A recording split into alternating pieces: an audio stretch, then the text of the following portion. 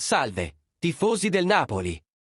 Siamo tornati con un altro aggiornamento sul mercato dei trasferimenti che potrebbe portare un nome interessante nella nostra squadra.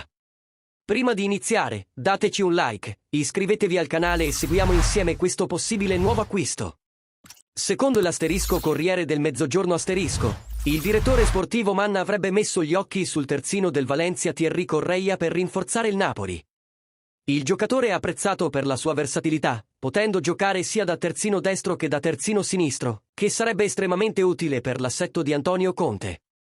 La flessibilità di Correia nel giocare su entrambe le fasce è una caratteristica che piace molto al tecnico Antonio Conte, noto per valorizzare i giocatori che possono ricoprire più ruoli in campo.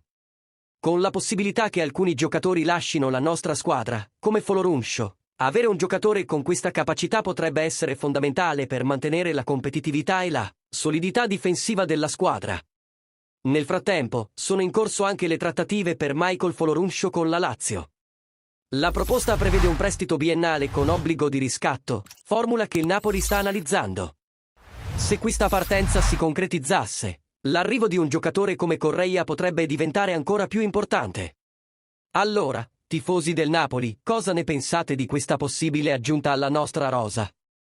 Correia del Valencia sarebbe una buona opzione per rafforzare i nostri difensori centrali? Lasciate le vostre opinioni nei commenti, vogliamo sapere cosa ne pensate. Non dimenticate di mettere mi piace al video, di iscrivervi al canale e di attivare la campanella per rimanere aggiornati su tutte le notizie sul Napoli. Alla prossima e forza Napoli!